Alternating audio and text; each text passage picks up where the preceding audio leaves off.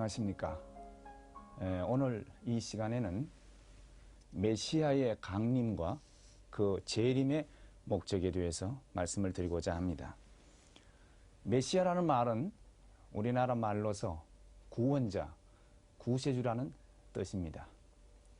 히브리 말로서는 머리에 기름을 부은 자, 왕을 의미하는 것입니다.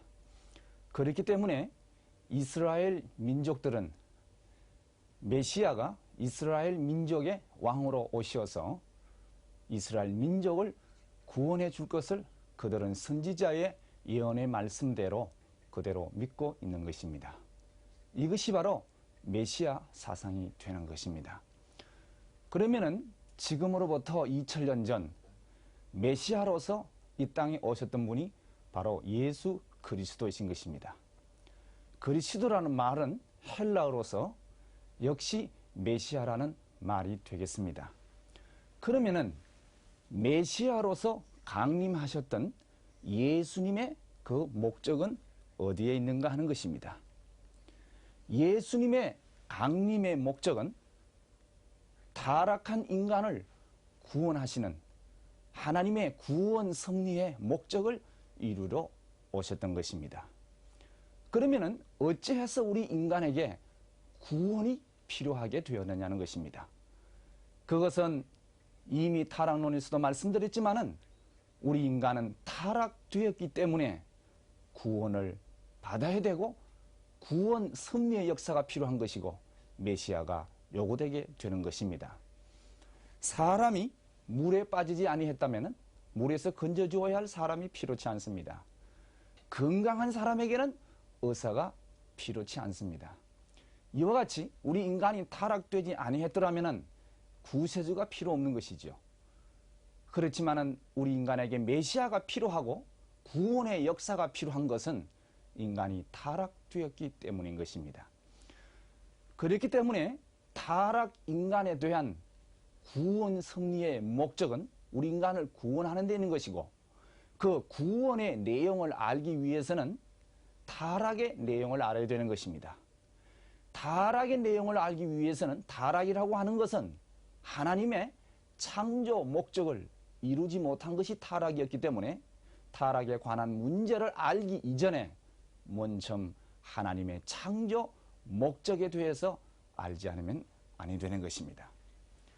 하나님의 창조 목적은 3대 축복을 하나님의 창조 목적의 근본 기대가 되는 4위 기대 위에 3대 축복을 이루어서 이 지상의 천국을 실현하는 것이 하나님의 창조 목적이 되는 것입니다. 이미 창조 목적에서도 말씀드렸습니다마는 하나님의 창조 목적은 기쁘시기 위해서입니다. 그러면은 하나님 앞에 기쁨을 위한 선의 대상이 되기 위해서는 3대 축복이 이루어져야 됩니다. 그래서 이 3대 축복 가운데 첫째 축복이 생육하라, 두 번째 축복이 번식하라, 세 번째 축복이 천지 만물을 주관하라고 하셨던 것입니다. 그러면은 첫째 축복 생육하라, 이 말씀은 계성을 완성하라는 말이고 하나님의 창조 목적을 완성한 인간이 되라는 말씀이 되는 것입니다.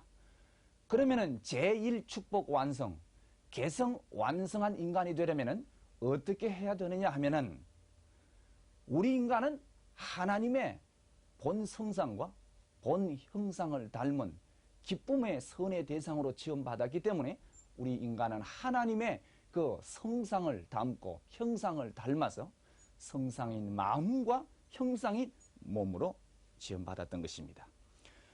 그렇기 때문에 우리 인간은 이 마음이 먼저 하나님의 심정을 알고 하나님의 뜻을 알아서 그러한 마음을 중심으로 해서 몸이 하나 되어야 됩니다. 바꾸어 말하면 하나님의 심정과 뜻을 중심 삼고 마음과 몸이 잘 주고 잘 받아서 일체 이상을 이루어 가지고 합성일체가 됨으로써 하나님의 선한 성품을 닮은 선의 실체가 되어야 되는 것입니다.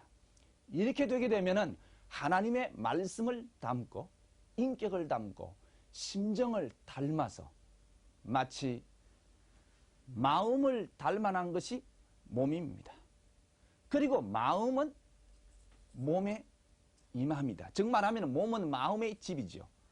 그리고 마음과 몸은 일체가 되는 것입니다. 이와 같이 창조 목적을 완성한 하나님의 창조 이상을 완성한 이상적인 인간으로 완성하게 되면 이 인간은 마음의 집이 몸인 것처럼 하나님의 거룩한 성전으로 되는 것입니다. 그래서 고린도전서 3장 16절에 보면 너희는 하나님의 성전인 줄 알지 못하느냐, 하나님의 성령이 거하는 줄 알지 못하느냐고 했습니다. 그래서 우리 인간이 하나님을 닮아서 선의 인간으로 완성되어서 이상적 인간이 될 것 같으면 하나님은 우리 인간의 마음속에 임재하시어 인간과 더불어 희로애락을 같이 하시면서 살고 싶어 하셨던 것이 하나님의 본래 뜻이었던 것입니다.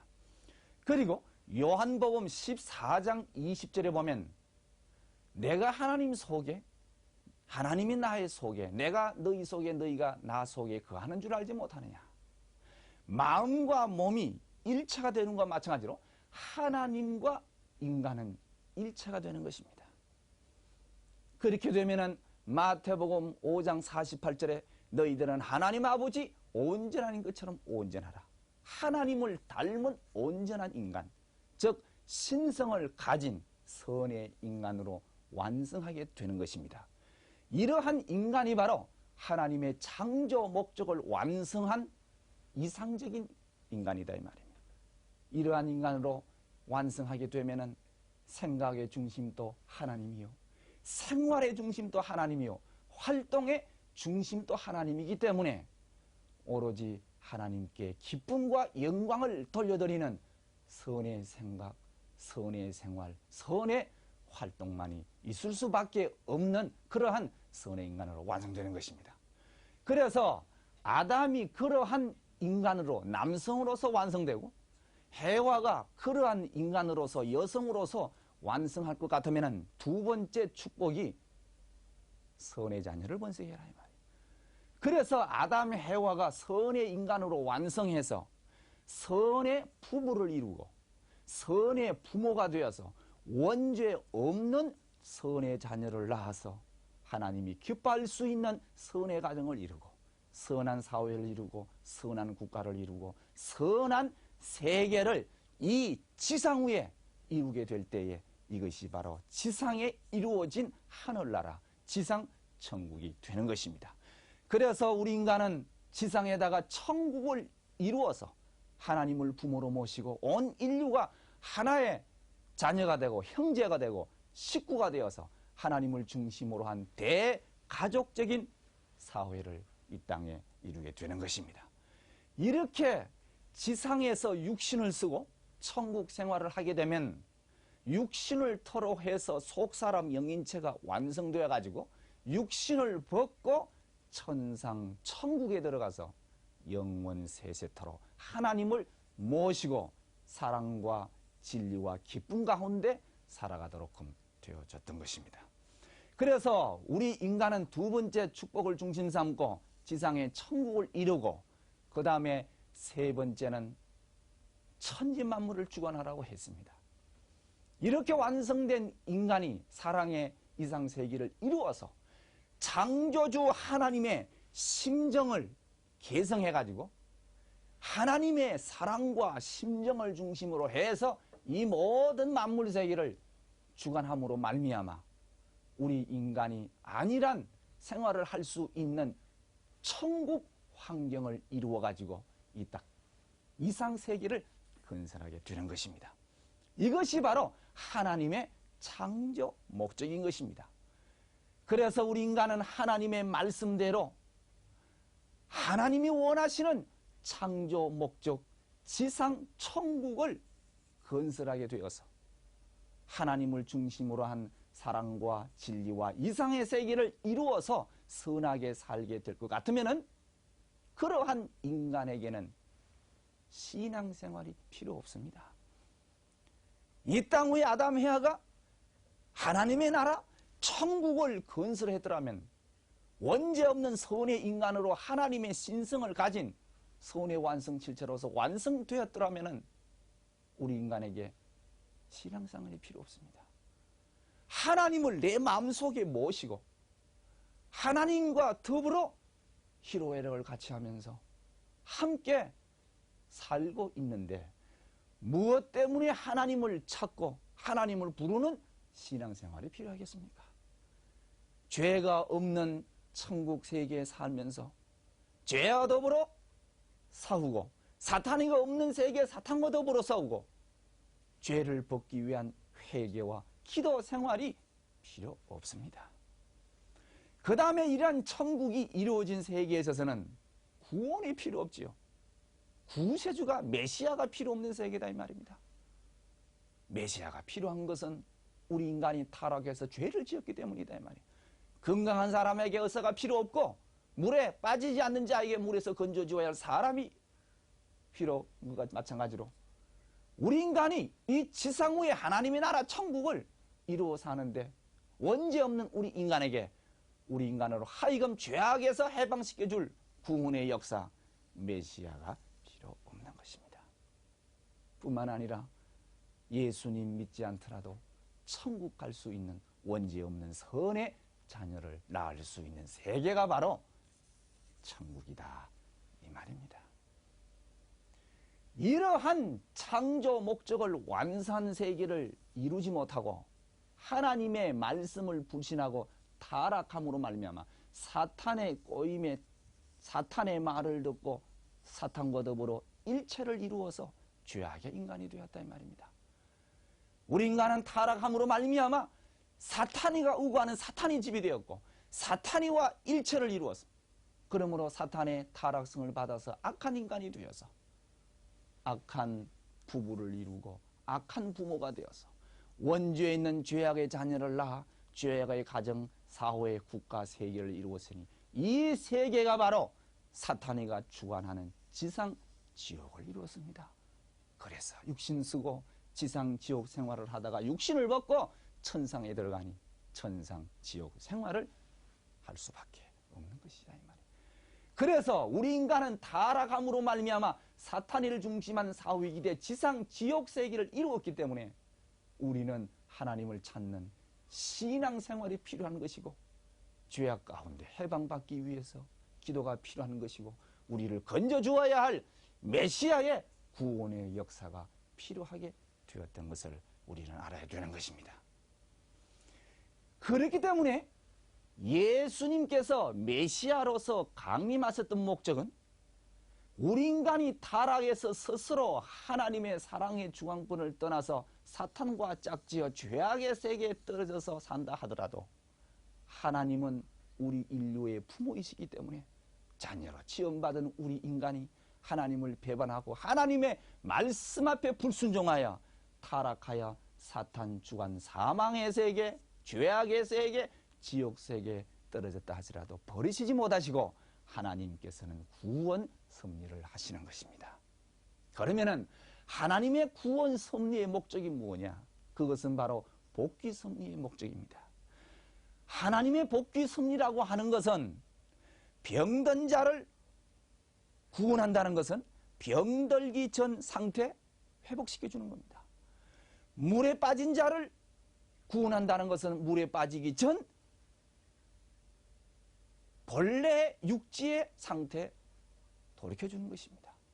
그러면은 타락한 인간에 대한 구원, 복귀라는 말은 죄 짓기 전 본래 선한 입장으로 회복시켜가지고 하나님의 창조 목적을 완성한 인간으로 만들고 그 인간을 중심 삼고 천국을 이루는 데 있는 것입니다.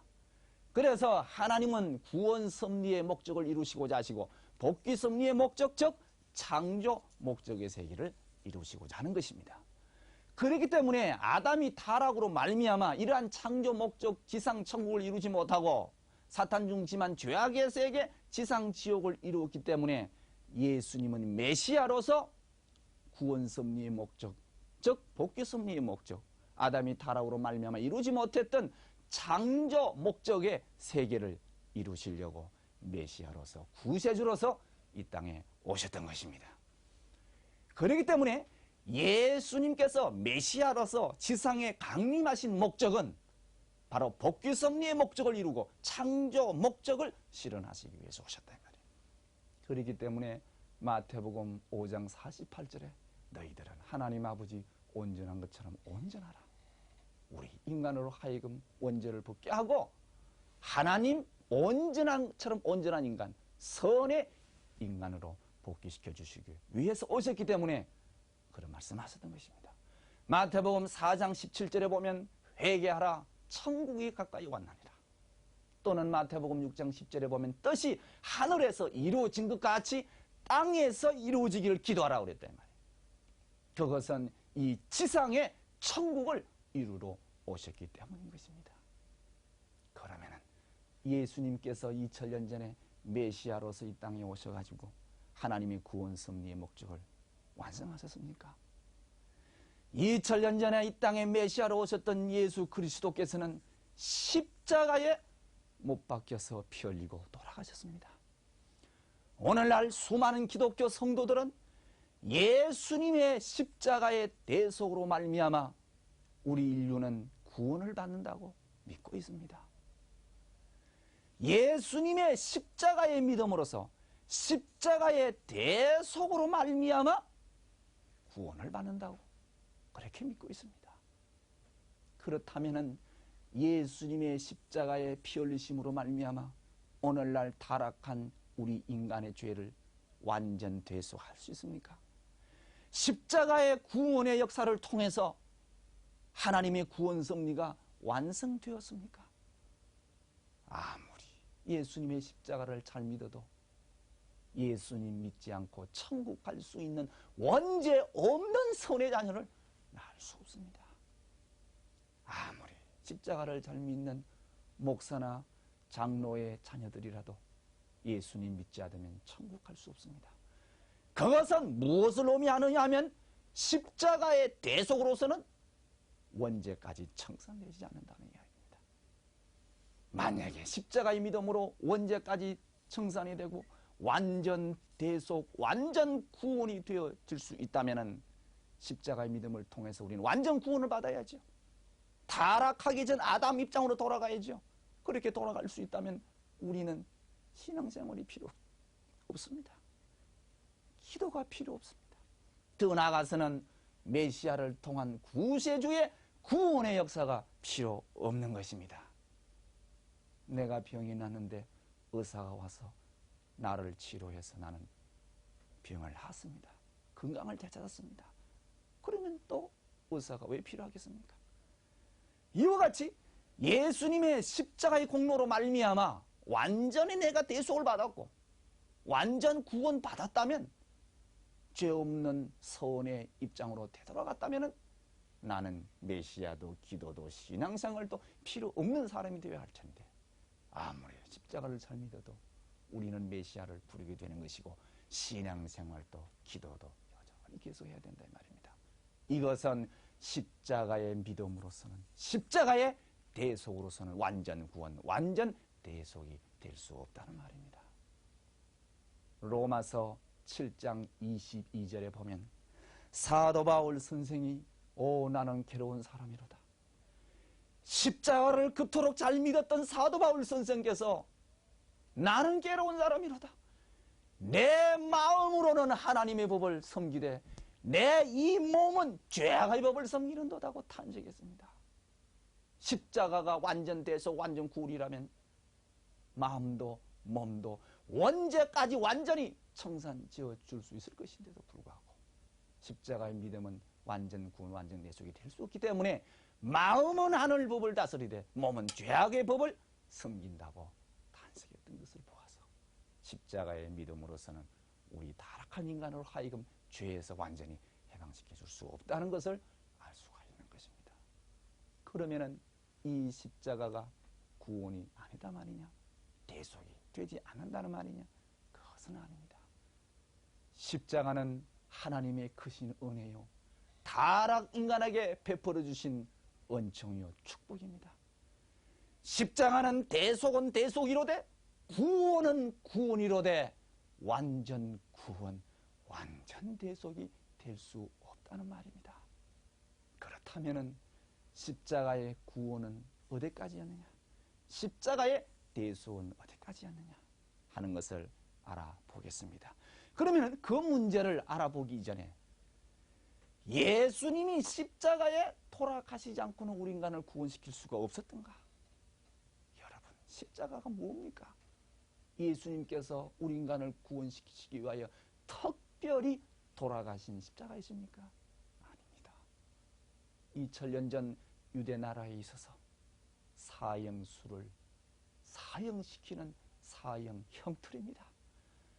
하나님의 아들이시요 만민의 구세주신 예수 그리스도께서 죄수들을 죽이는 십자가 사형틀에 돌아가셨다는 말입니다. 예수님이 십자가에 돌아가시지 않고서는 구원시킬 수가 없었더냐? 이러한 문제를 우리가 성경을 중심 삼고 먼저 알아본 다음에 십자가의 구원의 한계에 대해서 말씀을 드리도록 하겠습니다. 예수님의 십자가의 죽음, 이것이 하나님의 뜻이었던가? 아니면 인간의 잘못으로 말미암아 초래된 결과였던가?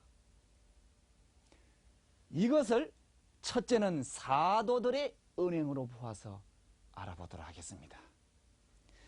십자가의 죽음이 하나님의 절대 예정 가운데 되어진 기정사실이라면 예수님의 제자나 수많은 사도들이 하나님께 감사를 드려야지요. 축하를 드려야지요. 영광을 돌려드려야지요. 그런데 수많은 사도들은 한결같이 예수님의 십자가의 죽음을 비통하게 생각했고 분하게 생각했고 억울하게 생각했습니다. 예수님을 십자가에 죽인 유대민족의 불신과 그들의 반역 행위를 놓고 폐역무도한 행위였다고 그들을 규탄했던 것도 바로 사도들이었습니다. 사도행전 7장 51절에서 53절에 보면 스데반이 예수 그리스도를 메시아로 증거하다가 이단자로 몰려가지고 돌에 맞아 순교를 당했습니다. 그때에 성경에 보면 의인이 오시리라 예고한 자들을 저희가 죽였고 이제 너희는 그 의인을 잡아준 자요 살인한 자라고 비통하게 말씀을 했습니다. 의인을 잡아 죽인 자요 살인한 자라고 스데반은 통곡을 했습니다. 뿐만 아니라 하나님의 섭리로 보아서 예수님은 죽으러 오신 분이 아니시다는 것을 우리는 알 수 있습니다. 여러분, 하나님께서 우리 인간을 구원하시려고 이 땅 위에 메시아를 보내셔서 이스라엘을 구원하고 온 인류를 구원하시기 위해서 오랫동안 준비하셨습니다.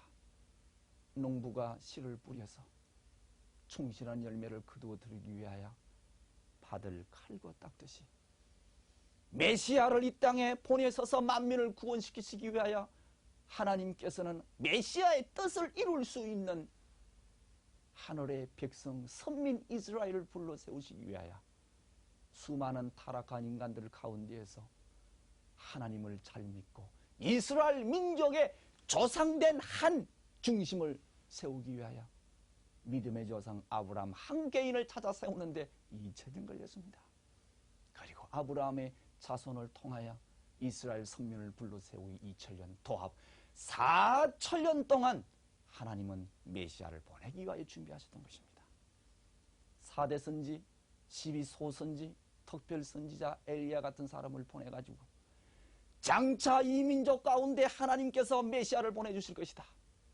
그 메시아가 오시면은 이 민족은 복받을 민족이 될 것이고 세계를 지배할 영광된 민족이 될 것인지 메시아를 맞이할 준비를 하라고 외쳤던 수많은 선지자들의 예언에 따라서 이스라엘 민족은 메시아를 열망해 왔던 것입니다. 더욱 놀라운 것은 예수님께서 탄생하실 당시에 동방박사, 목자 시몬, 안나 등을 세워서 예수님을 메시아로 증거했지요. 그보다도 위대한 대선지자 세례 요한을 세워가지고 예수님을 메시아로 증거했습니다. 세례 요한은 그 당시에 제사장 사가리아의 가정에 태어났습니다. 사가리아가 지성소에 분향하러 들어갔다가 나이가 많은데 하나님께서 아들을 낳을 것이라고 천사가 이야기했을 적에 세례 요한이가 믿지 않았기 때문에 벙어리가 되었어요.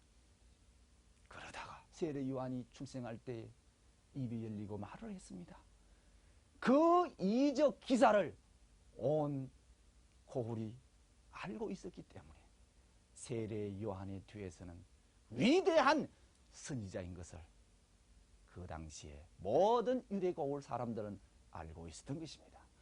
뿐만 아니라 세례 요한은 광야에 나가서 메뚜기와 석청이로 찬란한 수도 생활을 해왔기 때문에 누가복음 3장 15절에 보면 이스라엘 사람들이 마음속으로 혹시 저희가 오리라는 메시아가 아닐까, 세례 요한을 가리켜서 메시아가 아닐까 심중에 의논했다고 했으니 유대 민족 눈에 비춰진 세례 요한의 모습은 위대한 선지자였습니다. 그뿐만 아닙니다.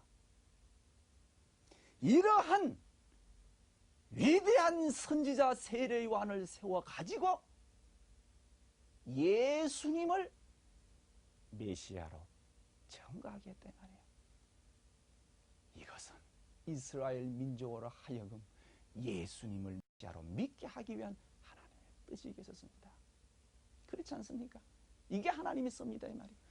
만약에 예수님이 십자가에 돌아가셔야만이, 십자가에 피를 흘려야만이 만민을 대속할 수 있고 구원 섭리를 완성할 수 있는 분이라면 하나님께서 당신의 독생자 외아들 예수 그리스도를 죽이기 위하여 4,000년 동안 준비하시겠습니까?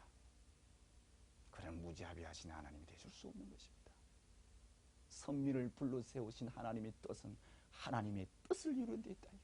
그러면 선민의 사명은 하나님의 뜻을 이루어야 되고, 하나님의 뜻은 예수님을 메시아로 믿는 것이 하나님의 뜻이다 이 말이에요. 그렇다면 이스라엘 민족들이 예수님을 메시아로 믿었다면 예수님을 십자가에 내어 죽을 리가 있겠습니까? 그럴 리가 없죠. 그렇기 때문에 이스라엘 민족들이 예수님을 십자가에 못 박아 죽인 것은 믿으라고 보낸 하나님의 뜻을 거역한 용납받을 수 없는 이스라엘 민족의 역사적 불신의 행위라고 하는 사실을 우리는 이 자리를 통해서 분명히 알고 넘어가야 되리라 믿습니다. 그렇기 때문에 예수님의 자신의 은행을 보십시오. 요한복음 6장 29절에 제자들이 예수님께 여짜와 가라사대 우리가 어떻게 해야만이 하나님의 일을 하는 것이옵니까? 어떻게 해야 하나님의 일을 하는 것이옵니까? 그때에 예수님께서 대답하여 가라사대 하나님의 일은 하늘이 보낸 자를 믿는 것이 하나님의 일이라고 했습니다. 예수님은 원하셨습니다. 당신을 믿어주기를, 하늘이 보내신 메시아로 믿어주기를 원했었습니다. 그것이 바로 하나님의 일이라고 하셨습니다. 더 나아가서 요한복음 3장 16절에 하나님이 세상을 이처럼 사랑하사 독생자를 주셨으니 누구든지 저를 믿는 자마다 멸망치 않고 영생을 얻게 하려 합니다. 멸망밖에 받을 수 없는 이 세상, 독생자를 보내주셨으니 믿는 자마다 멸망치 않고 영생을 얻게 하려 합니다. 믿으라고 했습니다. 십자가에 죽이라고 하지 않았습니다. 더 나아가서 마태복음 23장 37절에 볼 것 같으면 예수님의 탄식의 내용이 나옵니다. 에루살렘아 에루살렘아 선지자들을 죽이고 내게 파송된 자들에게 돌을 던지는 자들이요, 내가 암탉이 병아리 새끼를 품과 같이 내가 너희 자녀들을 품으려고 했던 적이 몇 번이었더냐. 내가 너희 자녀들을 품고 또 품기를 원했지만은 너희들이 내게 오기를 원치 아니했다고 탄식하셨던 예수님입니다. 요한복음 5장 43절에 보면 예수님께서 너희가 모세를 믿었더라면 나를 믿어라. 그가 나에 대하여 기록하였나니라 하고 또다시 당신 자신을 믿어주기를 얼마나 호소했다 하는 사실을 우리가 알아야 됩니다. 그뿐이겠습니까? 누가복음 19장 41절에 보면 예루살렘을 바라보시면서 우시면서 예수님께서 말씀하시기를 이는 권고받는 나를 내가 알지 못함을 인함이라고 하셨습니다.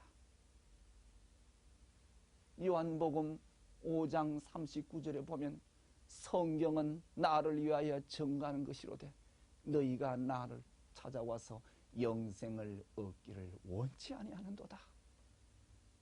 원치 아니하는도다고 탄식을 하셨습니다. 그뿐만 아니라 요한복음 10장 38절에 보면 나를 믿지 아니할지라도 그 일을 믿으라. 나를 믿지 않거든 내가 행하는 일을 보고 믿으라 이 말이에요. 그래서 예수님께서 이스라엘의 불신을 돌이키기 위하여 많은 이적 기사를 행했었습니다. 안전방위를 걷게 하시고 소경이 눈을 뜨게 해주시고 문둥이 깨끗하게 해주시고 죽었던 나사로를 무덤에서 부활시켰던 예수님.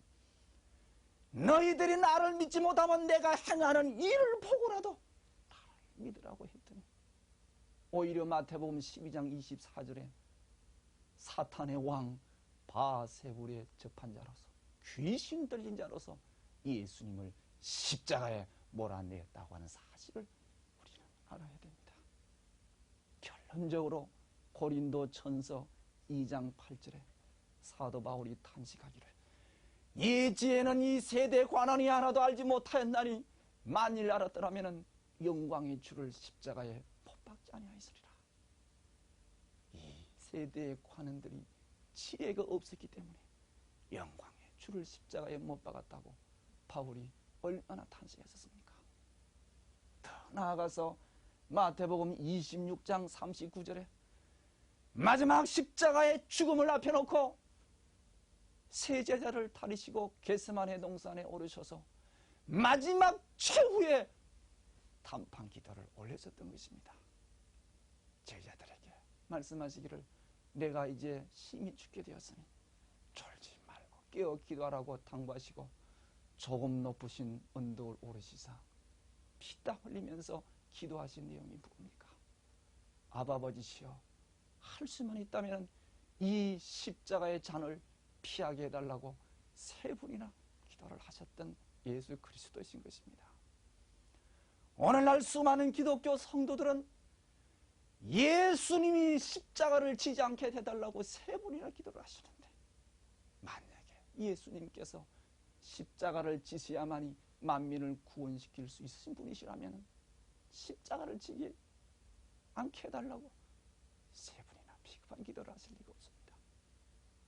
그래서 오늘날 신학자들은 또는 목사들은 예수님도 신성과 인성을 갖고 계신 분이기 때문에 인간의 나약함 때문에 십자가를 지지 않게 해달라고 기도했다고 보고 있습니다. 이것은 예수님을 모독하는 이야기입니다. 예수님의 인격과 신성을 모독하는 이야기입니다. 여러분, 12제자가 어떻게 죽었습니까? 목뱀을 당하고 기름가마에 튀김을 당하고 십자가의 거꾸로 화형을 당하면서도 우리 주 예수 그리스도께서 가신 길이라고 찬양을 부리며 찬송을 부리며 기쁘게 죽어갔습니다. 그뿐만 아니라 로마 박해 시대에 있어서의 수많은 기독교 성도들이 사자갑이 되면서라도 죽음을 두르지 않고 찬송하며 갔던 그들을 생각해 보십시오. 예수님보다 못한 제자들 수많은 성도들 그렇게 갔거늘 하물며 십자가에 돌아가셔야만이 만민을 구원시킬 수 있는 예수 그리스도라면 십자가를 지지 않겠다. 그런 뜻을 이루었습니다. 그 기도의 내용은 하나님의 뜻을 놓고 기도하신 것입니다. 내가 이 땅에 온 목적은 아담의 타락으로 말미암아 이루지 못했던 하나님의 창조 목적 지상 천국을 이루러 오셨는데 이스라엘 민족의 불신 때문에 십자가에 죽게 되었으니 아버지여 할 수만 있다면 살아생전 아버지의 뜻을 이루게 하여 주시옵소서. 그 뜻을 놓고 기도하신 것입니다. 문선명 선생님께서 8.25 해방 직후 하늘의 대명을 받들고 이 민족 앞에 하늘의 복음을 전하기 시작하셨습니다. 그때의 평양이 한국의 예루살렘같이 예수를 잘 믿는 사람들이 많았기 때문에 그들을 찾아 평양으로 가셨다가 평양의 수많은 기독교 지도자들 앞에 이단으로 몰리시어 투옥을 당했었습니다. 그 당시 공산 치하에 혹독한 고문으로 말미암아 죽음의 사선을 7번을 넘어서면서 기도하신 내용이 있었습니다. 아버지 하나님이시여 내 한 몸 죽는 거 아무것도 아닙니다. 내가 죽으면 아버지의 뜻을 누가 이루어 드리겠나이까 기도하셨던 선생님이십니다.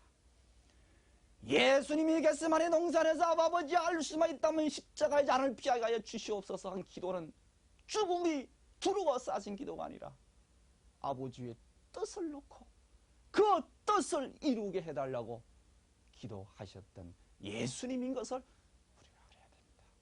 이 땅에 죽으러 오신 분이 아닙니다. 하나님의 한을 풀어드리기 위해서 하나님을 슬픔과 고통에서 해방시켜드리시어서 이 땅 위에 영원한 천국을 건설하러 오셨는데 택한 이스라엘 민족의 불신과 무지로 말미암아 죽게 되었으니 아버지여 할 수 있다면 살아생전 당신의 뜻을 이루어 달라고 그 뜻을 놓고 기도하시는 것을 아셔야 됩니다. 두 번째는 이스라엘 민족이 불쌍했습니다. 나는 길이요 진리요 생명이라고 했으니 길 되시고 진리 되시고 생명 되신 예수 그리스도께서 이러한 십자가의 죽음의 길을 간다면 예수님을 따르던 수많은 제자들의 순교의 길을 더 나아가서는 예수를 죽였던 이스라엘 민족이 나라 없는 백성으로 세계 유리고객하면서 겪어야 할 민족적 순환을 예수 그리스도는 알고 계셨기 때문에 십자가의 잔을 피하여 살아생전 뜻을 위하여 그 뜻을 이루어 달라는 그러한 내용을 가지고 기도하신 예수님인 것입니다. 이러한 내용을 종합해 보게 될 적에 예수님의 십자가의 죽음은 하나님의 절대적 기정사실이 아니라 믿으라 보낸 하나님의 뜻을 알지 못하고 인간이 무지하여 십자가에 못 박아 죽였다고 하는 사실을 우리가 알아야 됩니다. 그러면은 그 다음에 예수님의 십자가의 구원의 한계는 어디 있으며 다시금 재림해야 할 목적이 어디 있느냐는 문제를 가지고 말씀을 드리도록 하겠습니다. 하나님의 창조 원리를 놓고 보면 창세기 2장 7절에 보면 하나님께서 흙으로 우리 인간의 육신을 빚어 만드시고 코에다가 생기를 부르노니 생명이 된지라고 했습니다. 그래서 창조 원리에 의해서 우리 인간은 영육으로 지원받았습니다. 그런데 인간 타락이 뭐냐? 타락론에서도 말씀드렸지만은 영적 타락, 육적 타락, 영육으로 다 타락해서 사탄 주관권 내에 떨어지게 된 것입니다. 이와 같이 영육으로 타락해서 죄악 가운데 떨어진 우리 인간을 영육 아울러서 구원시켜 주시기 위해서 예수님께서 메시아로서 영육 합한 실체 인간으로 오셨던 것입니다. 그래서 우리 타락한 인간은 영육 아울러 원죄 없으신 실체로 오신 예수님을 영육 합한 실체로서 우리가 예수님을 믿음으로 말미암아 예수님과 일체가 되고 예수님을 통해서 하늘 앞에 구원을 받고 복귀도 해야 되는 것입니다. 그래서 요한복음 15장 5절에 보면 나는 포도나무여 너희는 가지라고 그랬습니다. 포도나무와 가지는 일체예요. 로마서 11장 17절에 보면 접붙임의 이야기가 나옵니다.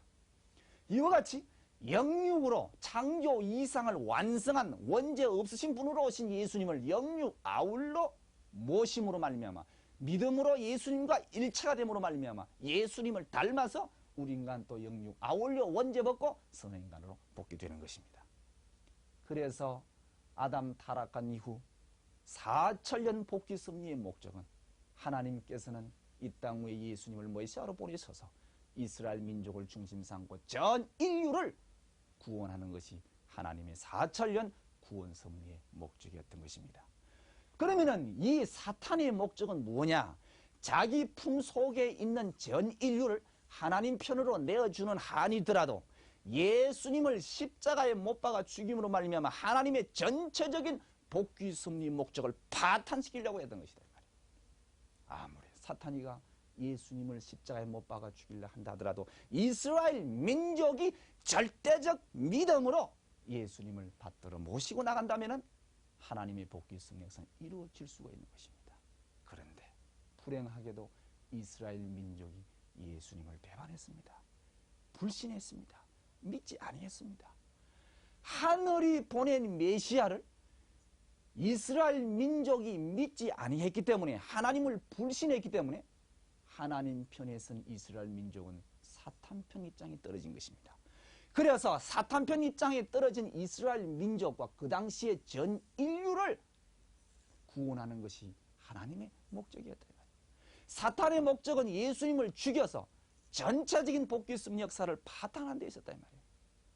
그래서 하나님께서는 불신한 이스라엘 민족의 죄와 인류의 죄를 탕감하기 위해서 전 인류를 죽어도 바꿀 수 없는 가치적 존재이신 예수님의 육신을 사탄 앞에 내어주게 된 것입니다.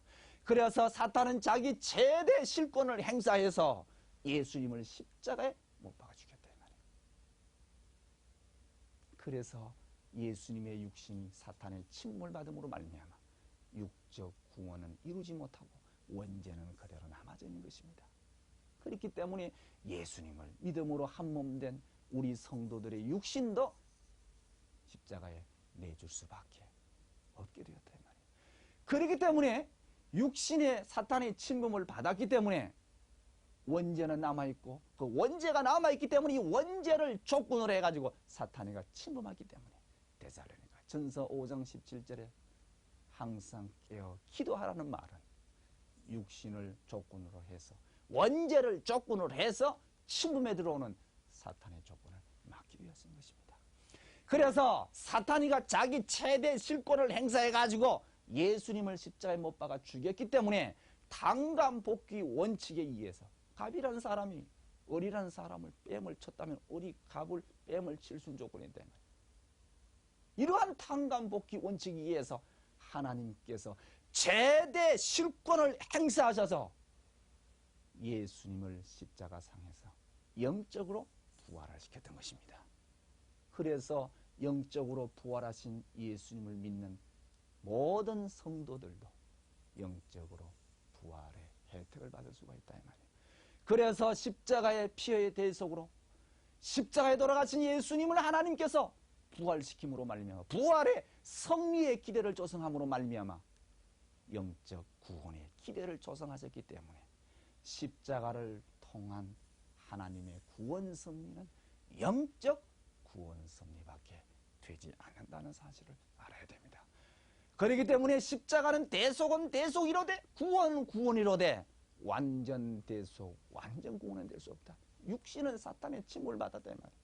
그래서 십자가의 구원과 대속은 영적 구원이요 영적 대속밖에 되지 않습니다.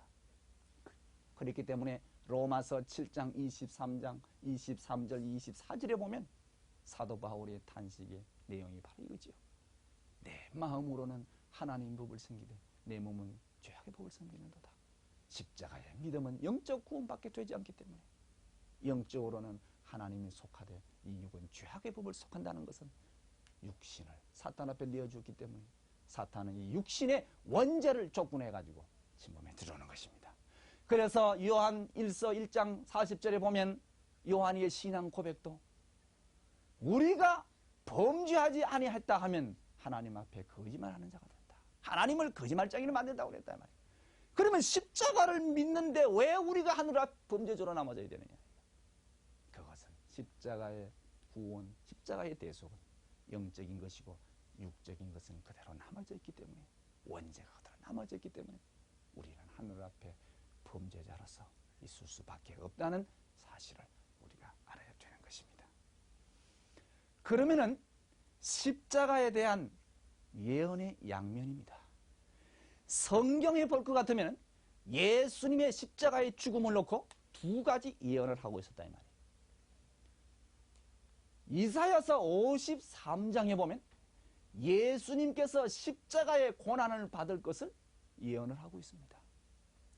그런데 이사야 9장, 이사야서 11장, 이사야 60장 또는 마태복음 1장 20절, 누가복음 1장 31절 이하에 볼 것 같으면 예수님께서는 만왕의 왕으로서 영육 아울러 이스라엘을 구원시킬 영광의 주로 오실 것을 예언을 하고 있는 것입니다.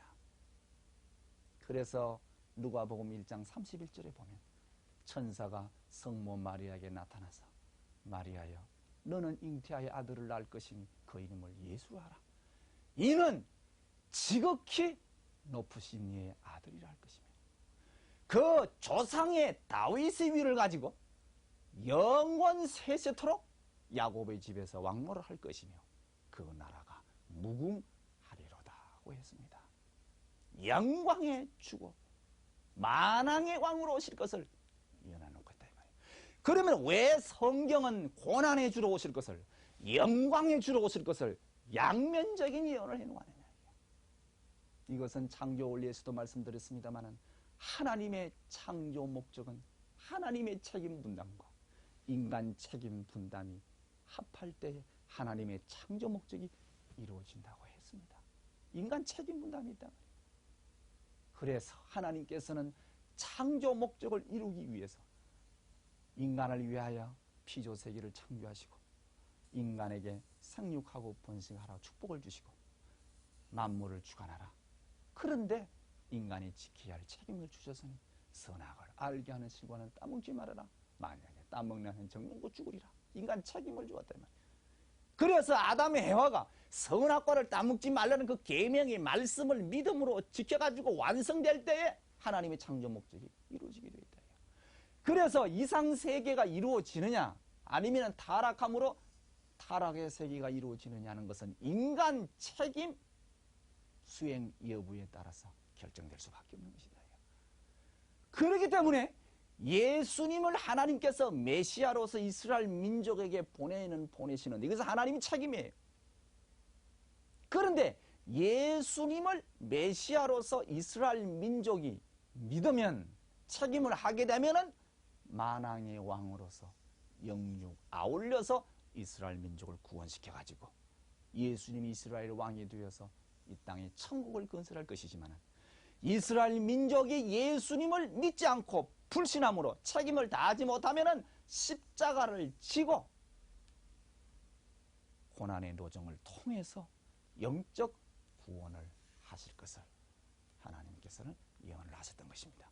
그렇기 때문에 제1차적인 예언은 십자가에 돌아가시지 않고 영육 아울러 만왕의 왕이 되어서 하나님의 나라 천국을 건설하는 것이지만 이스라엘 민족이 책임 못할 때에는 2차적인 예언, 십자가의 고난을 통해서 하나님의 영적 구원을 완성시키려고 하셨던 것입니다. 그렇기 때문에 재림의 목적은 뭐냐? 십자가로 말미암아 예수님의 육신을 사탄 앞에 내어주었고 그와 한몸된 수많은 성도들의 육신도 사탄 앞에 내어주었기 때문에 육적 구원을 완성하지 못해서 그렇기 때문에 다시금 재림하셔서 우리 인간으로 하여금 원죄를 청산하고 육적 구원을 완결시켜가지고 영육 아울러서 우리 인간을 구원시키고 하나님의 창조 목적인 지상 천국을 건설하시기 위해서 예수님께서 다시금 재림하시는 목적이 바로 여기 있는 것입니다. 이러한 성서를 중심한 양면 예언을 놓고 보게 될 때 우리는 더 깊은 내용을 알 수 있습니다. 성경 복음서에 볼 것 같으면 예수님의 십자가의 죽음이 기정사실인 것처럼 기록되어 있는 성경 구절이 있습니다. 그것이 뭐냐면 마태복음 16장 23절에 보면 예수님께서 십자가의 죽음을 예언했을 때에 베드로가 만류했죠. 수제자 베드로가 주여 그래 하지 마옵소서. 십자가를 지지 마옵소서. 그때에 예수님께서 베드로에게 사탄아 내 뒤로 물러가라고 했습니다. 십자가의 죽음을 예언하는 예수님 앞에 만류하는 베드로를 향해서 사탄아 내 뒤로 물러가라 하는 말씀을 놓고 볼 적에 예수님의 십자가의 죽음은 하나님의 기정적 사실이 아니냐고 그렇게 생각해 왔던 것입니다. 하지만은 원리적 내용을 놓고 보면 원래 예수님은 메시아로서 만왕의 왕으로서 영육 아울러 우리 인간의 원죄를 청산하고 창조 목적 지상 천국을 이루러 오셨는데 이스라엘 민족이 불신으로 말미암아 1차적인 예언인 영육 아울러 구원 섭리를 이루지 못하고 부득이하게 십자가를 지고 영적 구원만이라도 이루어야 될 것을 이미 결정을 하시고 그 목적을 향해서 나아가는데 베드로가 그 길을 막았기 때문에 사탄아 물러가라고 했던 것입니다. 그 다음에 요한복음 19장 30절에 보면 예수님께서 마지막 십자가에 운명하시면서 아버지여 다 이루었습니다 하고 했습니다. 다 이루었다. 이것을 보아서 예수님의 십자가의 죽음은 하나님의 절대 예정이요 기정사실이 아니냐. 십자가 상에서 다 이루었다고 하지 않았느냐. 이거 역시 하나님의 1차적인 구원 섭리의 목적은 예수님이 만왕의 왕이 되셔서 영육 아울러 우리 인간의 원죄를 청산하고 지상 천국을 건설한 것이었는데 이스라엘 민족의 무지와 불신, 유대인의 무지와 불신으로 말미암아 그들의 죄를 대신하여 십자가를 지시고 고난을 통해서 영적 구원을 완성하셔야 되는 2차적인 목적을 결정짓고 그 길을 가셨기 때문에 마지막 십자가상에서 아버지여 다 이루었습니다. 이 말씀은 영육합한 완전 구원이 아니고 유대인이 불신으로 초래된 십자가를 통한 영적 구원 섭리의 완성을 놓고 하신 말씀이라는 것을 우리는 알아야 됩니다. 여러분 이제 결론을 짓지요. 만약에 예수님이 2000년 전에 십자가를 지시고 돌아가시지 아니하셨더라면 이스라엘 민족이 그토록 열망해오던 메시아인 것을 그들이 알고 유대교 지도자로부터 온 이스라엘 민중들이 상수를 들어 예수님을 구세주로 받들어 모시고 이스라엘 왕으로 세웠더라면 오늘날 이스라엘 민족은 세계 어느 민족보다도 택한 성민으로서 가장 복된 영광의 민족이 되었을 것이고 그로부터 이 땅의 전 인류는 다 원죄를 벗고 구원을 받아서 이 땅 위에 지상 천국을 이루어서 오늘날 이 세계는 하나님 아버지를 천지부모로 모시고 전 인류가 한 자녀가 되고 한 형제가 되고 한 식구가 되어서 민족과 인종과 사상과 국경을 초월해서 이 지구성에 한 울타리를 만들어서 하나의 이념, 하나의 사상, 하나의 언어를 가지고 통일된 문화권을 중심으로 해서 지상 천국을 이루어 우리는 행복되게 살았을 것입니다. 그런데 불행하게도 이스라엘 민족의 무지, 그들의 불신으로 말미암아 예수님께서 십자가에 돌아가셨다고 하는 비통한 사실을 우리가 알아야 됩니다. 오늘날 수많은 기독교 성도들이 이러한 십자가 배후에 숨겨지는 하늘의 천비를 알지 못했다면 예수님은 누구십니까? 신랑이죠. 우리는 신부입니다. 신부된 기독교 성도들이 신랑 되시는 예수님이 다시 오실 기다리고 있습니다. 신부 단장이 뭡니까? 예수님의 사정을 알아야죠. 예수님의 뜻을 알아야죠. 예수님의 심정을 알아야죠. 주여 주여 하는 자마다 천국에 갈 것이 아니라 주님의 뜻을 아는 자, 뜻대로 행하는 자가 천국 간다고 그랬는데 오늘날 전 인류 가운데 그토록 많은 기독교 성도들이 예수님의 십자가의 슬픈 내용을 아는 자가 과연 몇 째나 되겠습니까? 예수님은 출생으로부터 비참한 생애가 시작되었습니다. 만왕의 왕이신 예수 그리스도, 만민의 구원자 메시아 되신 예수님이 말 그 위에 탄생이 웬 말입니까? 목수의 가정에서 요셉 목수의 일을 도와 일을 하셨던 예수님. 예수님은 그 어느 한 날 33년의 생애로정을 통하여서 이스라엘 민족 앞에 따뜻한 대접을 받아본 적이 없습니다. 굶주림의 연속이었고 헐벗음의 연속이었습니다. 40일 금식 기도가 웬 말이겠습니까?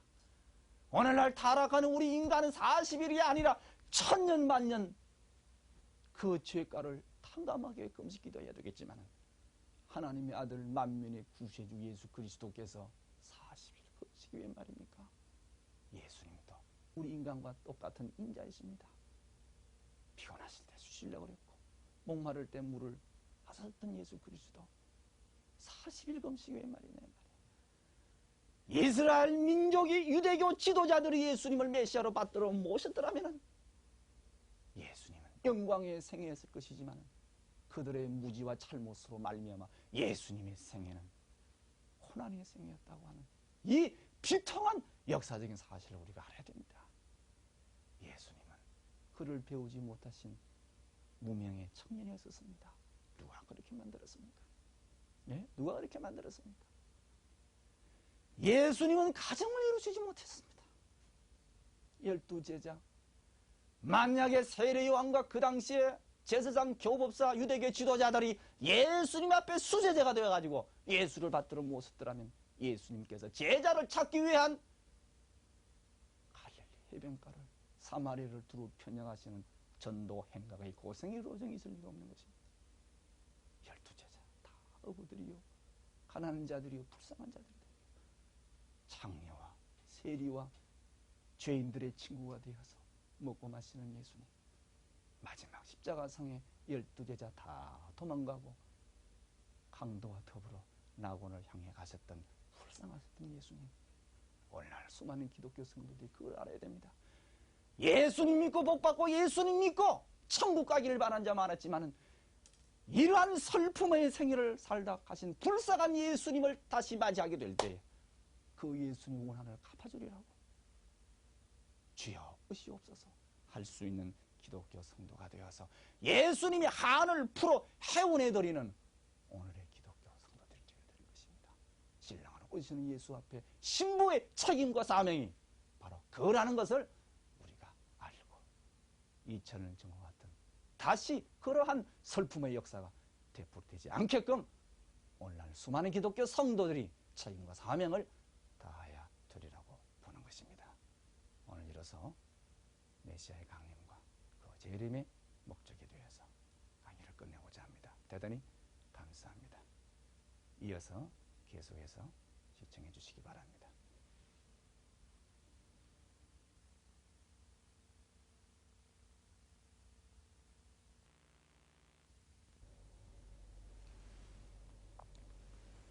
안녕하십니까. 계속 뵙게 되어서 반갑습니다. 이 시간에는 메시아의 강림과 그 재림의 목적을 이어서 강의를 하고자 하는 것입니다. 그래서 엘리야의 재림과 세례 요한에 대한 말씀이 되겠습니다.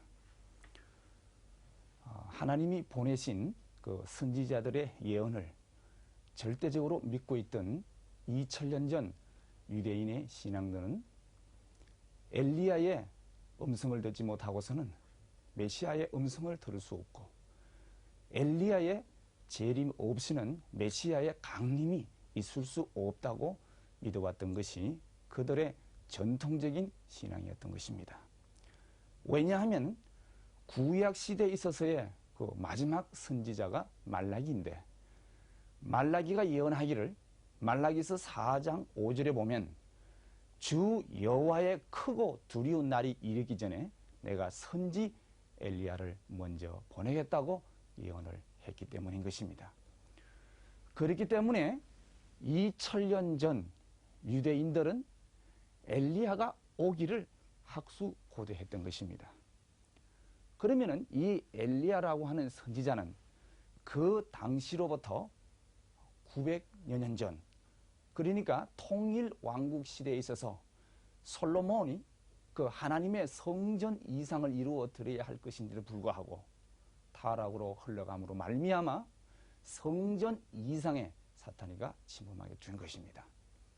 이것을 분립하고 메시아의 뜻을 이루어 드리기 위해서 하나님께서는 4대 선지 12소선지자, 특별 선지자 엘리야를 보냈던 것입니다. 이러한 목적으로 지상에 왔던 엘리야가 열왕기하서 2장 11절에 보면 굴수레를 타고 하늘로 승천했던 엘리야입니다. 이 엘리야가 말라기서 4장 5절에 보면 다시금 메시아에 앞서서 오리라고 예언을 했던 것입니다. 그렇기 때문에 그 당시에 유대인들은 메시아의 강림을 열망했지만은 보다 더 고대했던 것은 엘리야의 재림이었던 것입니다. 오늘날 수많은 기독교 성도들이 예수님께서 구름을 타고 공중으로 승천을 하셨기 때문에 다시 오시는 주께서도 구름을 타고 저 하늘로부터 오실 줄 알고 하늘을 쳐다보면서 주님 오시기를 고대하는 것과 마찬가지로 2000년 전 유대인들도 엘리야는 저 공중에서부터 올 줄을 알고 기다렸던 것입니다. 그런데 엘리야가 왔다는 소식도 없는데 무명의 청년 예수님께서 내가 메시아라고 선포하고 나타나셨을 때에 예루살렘에 큰 혼란이 벌어졌던 것입니다.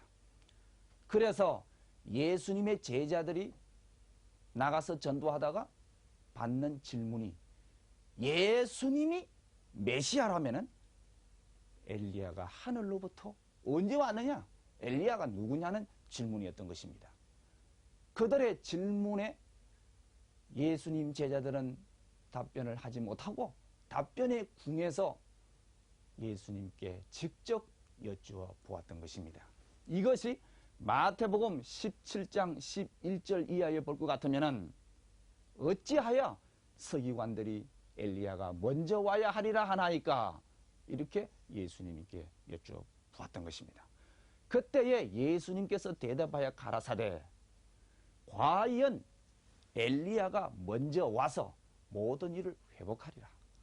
그런데 엘리야가 이미 왔으되 사람들이 알지를 못하고 인간적으로 대화하는도다고 탄식했던 것입니다. 그제서야 제자들이 세례 요한이가 엘리야인 줄 깨달더라고 했습니다. 예수님의 제자들은 예수님이 메시아인 것을 믿고 있었기 때문에 예수님의 말씀을 믿었을 것이고 그 말씀대로 세례 요한을 엘리야로 믿을 수 있었겠지만은 그 당시에 유대인들은 그 말씀대로 세례 요한을 엘리야로 믿을 수가 없었던 것입니다.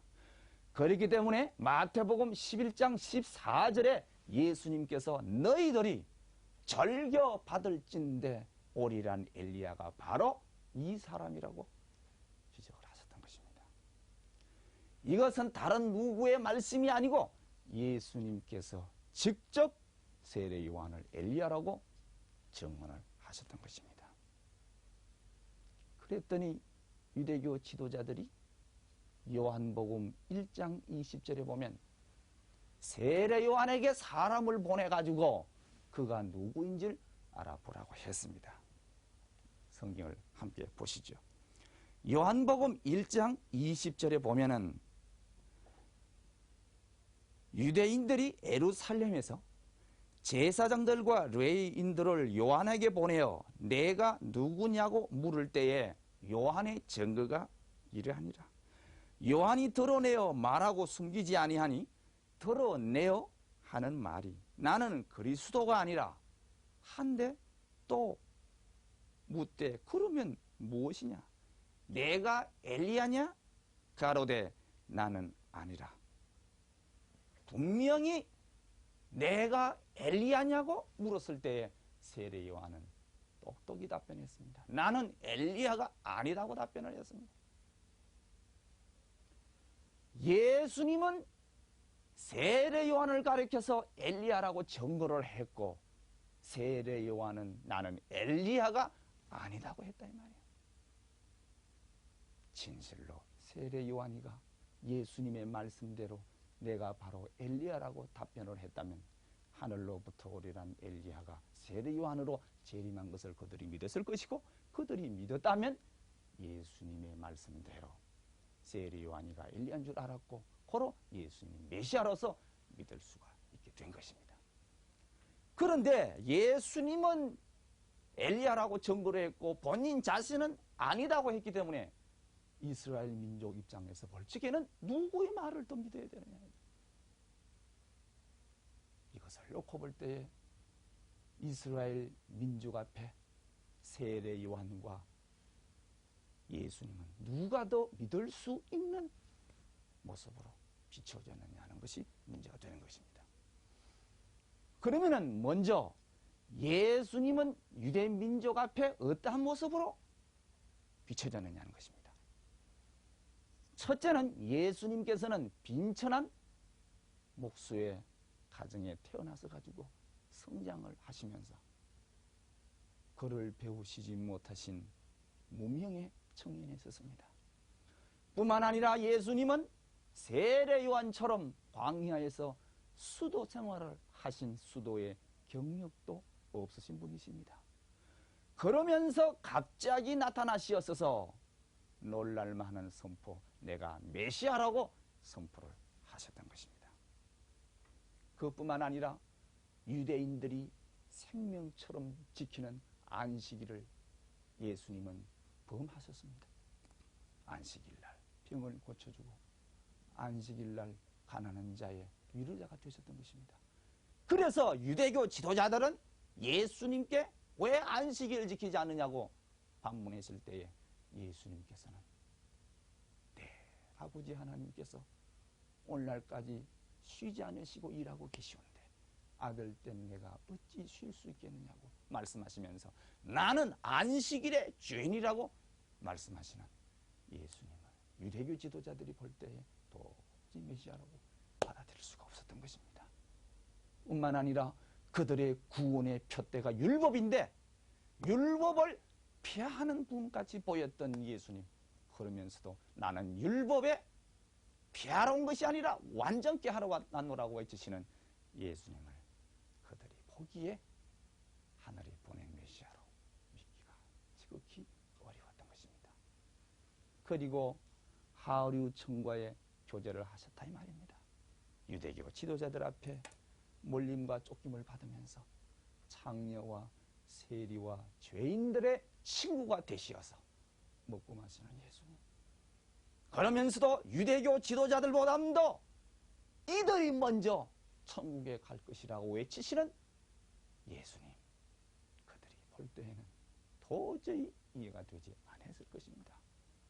뿐만 아니라 300데나리온 되는 값비싼 향유를 예수님 발에다가 붓고 머리털로 눈물로 씻기우는 여인의 모습을 제자들도 붕괴를 했는데 오히려 예수님께서는 그 여인의 믿음을 칭찬하시고 복음이 전파되는 곳마다 그 여인의 행위를 전하라고 말씀하셨던 예수님, 뿐만 아니라 하나님을 보여달라고 하는 빌립에게 나를 보았으면 아버지를 보았거늘 어찌 아버지를 보여달라 하느냐. 당신 스스로를 하나님의 아들로서, 하나님을 내 아버지로서 하나님과의 동등한 위치에서 말씀하시는 예수 그리스도, 그러면서도 누구보다도 나를 사랑하라, 나는 길이요 진리요 생명이니 누구든지 나를 말미암지 않고서는 천국에 갈 수 없다고 설교하시는 예수 그리스도, 너 부모보담도 너 자식보담도 너의 아내보담도 나를 사랑하지 않고서는 하늘에 합당치 않다고 말씀하시는 예수님, 도저히 메시아로 믿었을 수가 없었을 것입니다. 하도 그들이 믿지 않기 때문에 유대인들의 불신을 돌이키시기 위하여 서서 많은 이적을 행했었죠. 안전바위를 일으키시고 소경이 눈을 뜨게 해주시고 문둥병 깨끗함을 해주시고 죽었던 나사로를 무덤에서 부활시켰던 예수님, 너희들이 나를 믿지 않으면 내가 행하는 일을 보고 믿으라. 그렇게 이적권능 행했더니 사탄의 왕 바세불에 접한 자라고 예수님을 십자가상으로 몰아냈던 유대교 지도자들.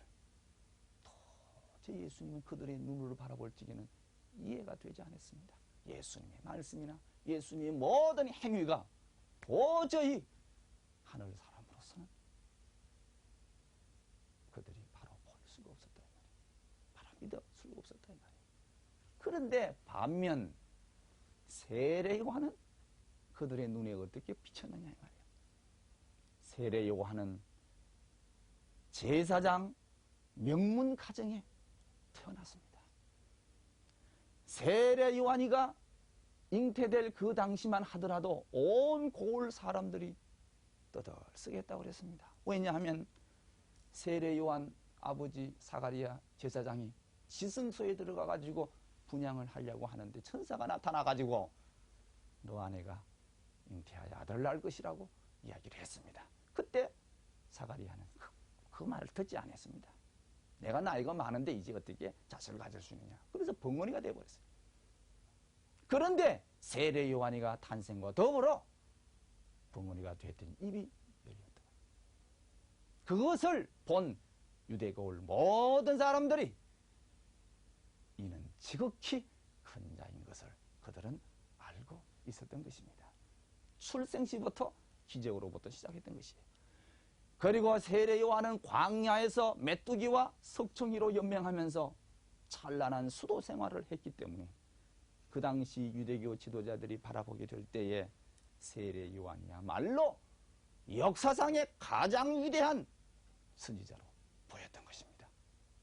뿐만 아니라 누가복음 3장 15절에 보면 그들의 마음속에 심중에 혹시 오리란 메시아가 바로 저 사람이 아니냐.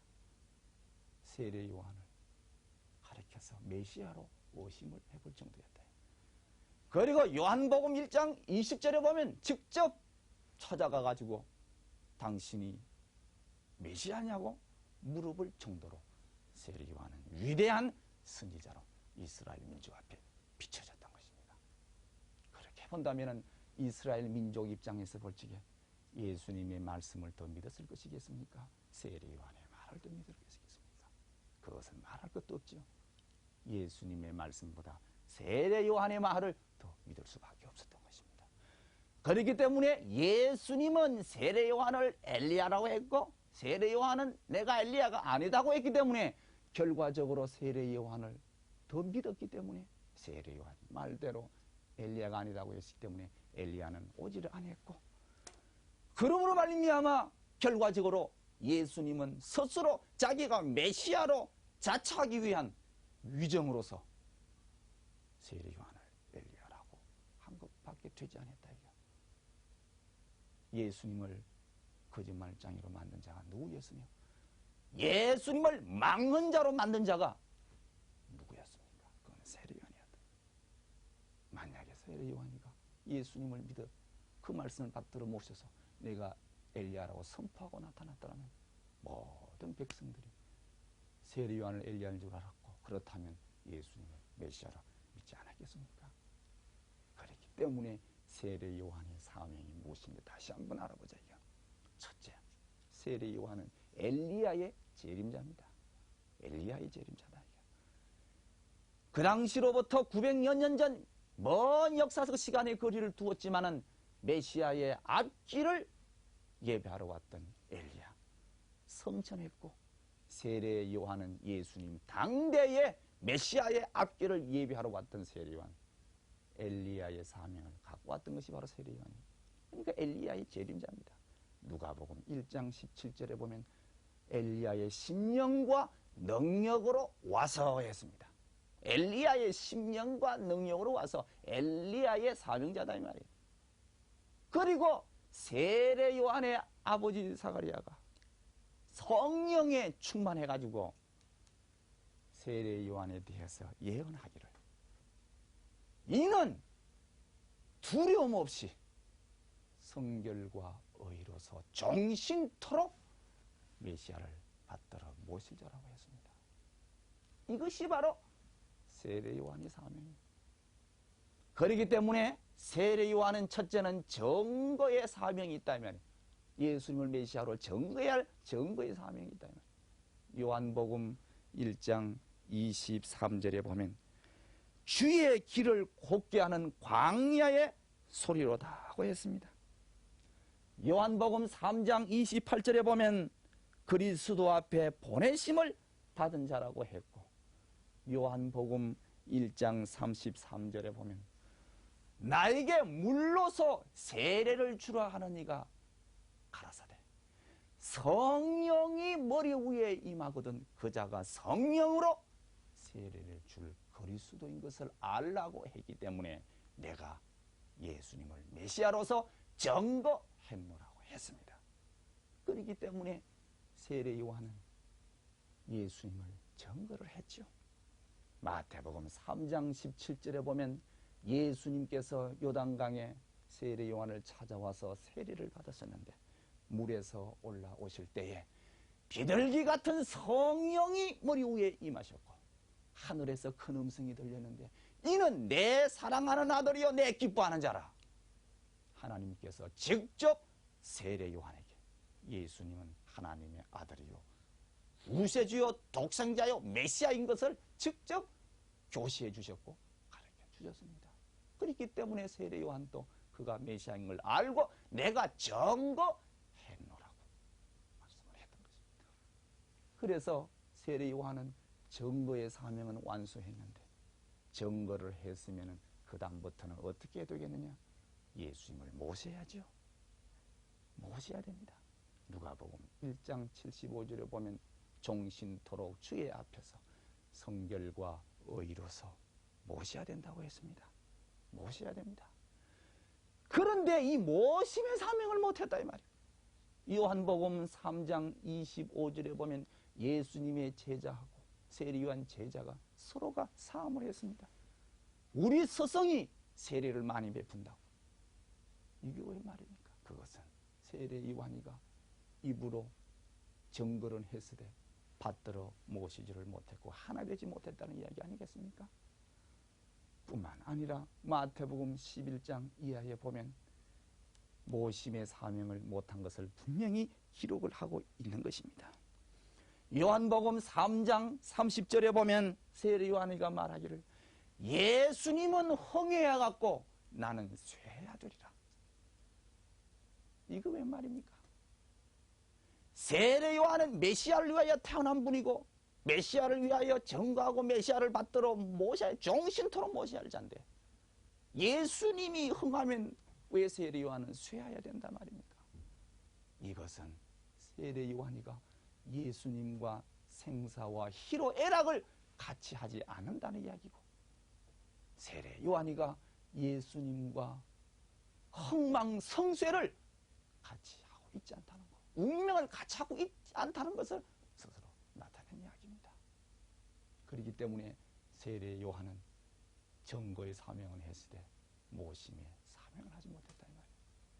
만약에 세례 요한이가 예수님을 증거하고 받들어 모시고 예수님의 수제자가 되었더라면 예수님께서 제자들을 찾기 위한 사마리아와 저 갈릴리 해변가를 다녔을 필요가 없습니다. 천국을 건설하러 오신 예수 그리스도 앞에는 그를 따르는 1000명 만명보다도 1000명 만명을 영도할 수 있는 위대한 한 인물 한 제자가 필요했던 예수님이었습니다. 그런데 세례 요한이가 그걸 못했죠. 세례 요한이가 끝내 예수님을 불신하고 말았습니다. 세례 요한 자기의 중심이 하늘편에 있었을 때에는 예수님을 증거를 했지만 인간 세례 요한으로 돌아왔을 때는 세례 요한은 예수님을 의심했다. 자기가 엘리야인 줄 몰랐어요. 이게 세례 요한의 무지입니다. 그것은 예수님이 메시아인 것을 바로 믿지 못했기 때문이죠. 마태복음 11장 3절에 우리 함께 성경을 봅시다. 예수님께서 놀라운 말씀을 하셨습니다. 세례 요한이가 옥중에 갇혔어요. 옥중에 갇혀서 가만히 생각해 보니까 메시아를 위해 태어난 내가 신세가 처량하다 말이에요. 자기 생각이 되돌아온 세례 요한은 자기 제자들을 누구에게 보냈냐? 예수님에게 보냈습니다. 보내가지고 뭐라고 했느냐 하면은 예수께 여짜오되 오실 그이가 당신이 오니까 우리가 다른 일을 기다려야 하는 것이옵니까? 세상에 이게 웬 말입니까? 오실 이가 당신입니까? 아니면 우리가 또 다른 사람을 기다려야 되는 것이옵니까? 예수님에 대해서 세례요한이 의심했습니다. 그때 예수님께서 내가 메시아라고 바로 말하지 않고 너희가 보고 들은 것을 요한에게 전해라. 앉은 뱅이가 걸으며 문둥이가 깨끗함을 받으며 귀머리가 들이면 죽은 자가 살아나며 가난한 자에게 복음이 전파되라. 가난한 자에게 복음이 전파된다고 하라. 예수님의 서러운 심정이 토로되어 있습니다. 그 누구보다도 하늘의 크신 축복과 은사를 받았던 이스라엘 민족, 그 중에 세례 요한은 하늘의 사랑을 얼마나 많이 받은 자입니까? 그런데 네가 나를 의심하고 네가 나를 불신하니 내가 가난한 자를 찾아가서 이 말씀을 전할 수밖에 없지 않느냐. 예수님의 비통한 심정이 어려져 있는 것입니다. 그리고 마태복음 11장 6절에 예수님께서 거듭 말씀하시기를 누구든지 나를 인하여 실족하지 않는 자는 복이 있도다 하시도다. 나를 인하여 실족하지 않는 자 누구든지, 이 말은 세례 요한을 녹화하신 말씀이에요. 네가 나를 인하여 실족하지 않는다면 좋았을 텐데 실족했기 때문에 너는 복을 이루겠다. 그리고 마태복음 11장 11절에 보면 정말 세례 요한에 대한 예수님의 심판의 말씀을 하셨습니다. 여기에 보면 내가 진실로 진실로 말해노니 여자가 낳은 자 중에 세례 요한보다가 큰 이가 일어남이 없도다. 그러나 천국에서는 지극히 작은 자라도 저보다 큰 이라. 여러분, 여자가 낳은 자 중에 세례 요한보다 큰 이가 일어남이 없도다. 큰 축복이죠. 수많은 선지자들이 이 땅에 왔다 갔지만은 메시아를 먼 역사의 거리를 두고 증거를 했지만은 당대에 직접적으로 메시아를 모시고 증거했으니 세례 요한이가 얼마나 큰 복을 가진 자입니까?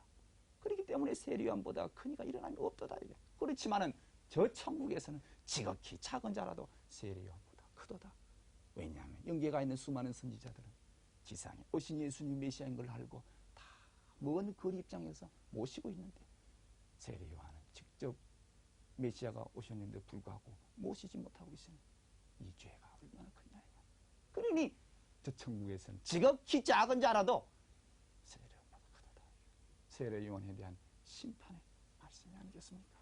그래서 마태복음 11장 12절에 세례 요한으로부터 지금까지 천국은 침노를 당하나니 침노하는 자가 빼앗나니라. 사실 세례 요한이가 예수님의 수제자가 되어야지. 그런데 세례 요한이 책임을 못했기 때문에 그 자리를 베드로에게 빼앗긴 것입니다. 그리고 끝으로 하시는 말씀이 마태복음 11장 19절에 보면 지혜는 그 행한 일로 인하여 옳다함을 얻느니라. 세례 요한이가 지혜가 있었더라면 예수님의 무릎 곁을 떠나지 않았을 것이고 예수님을 받들어 모셔서 수제자가 되어가지고 증거를 했다면 그 행한 세례 요한의 행위는 의로서 남았을 것입니다. 결론적으로 예수님의 십자가에 죽게 된, 십자가에 돌아가시게 된 가장 큰 요인 중에 하나가 메시아를 위하여 복중에서부터 택함을 입었던 세례 요한의 무지와 불신으로 말미암아 예수님의 십자가에 돌아가시게 되었다는 것을 알아야 되는 것입니다. 오늘날 수많은 기독교 성도들이 세례 요한이가 책임과 사명을 다한 것으로 알고 성경을 보았기 때문에 그렇게 볼 수밖에 없었지만 세례 요한이가 못했습니다.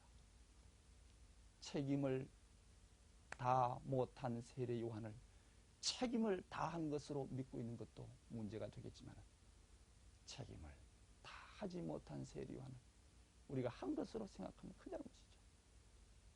그렇기 때문에 결론적으로 예수님의 십자가에 마지막 그 죽음의 길을 가게 한 결정적 계기가 세리요한을 제시했던 것입니다. 그렇기 때문에 예수님은 얼마나 서러워하시고 탄식하셨다고 하는 역사적인 사실을 우리가 알고, 오늘날 기독교 성도들의 책임과 사명은 다시 오시는 재림주 앞에는 이와 같은 역사적 과오를 되풀이지 않고 다시 모시어 하나님의 뜻을 성취해 드리는 우리가 되어야 될 것입니다. 기도해 보십시오. 영계에 있는 세리요한이가 지금 어떻게 있는지 기도해 보면 분명히 세리요한이 사명 못한 것을 우리가 알 수 있는 것입니다. 이로써 오늘 세리요한에 대한 강의를 끝내고자 합니다. 대단히 감사합니다.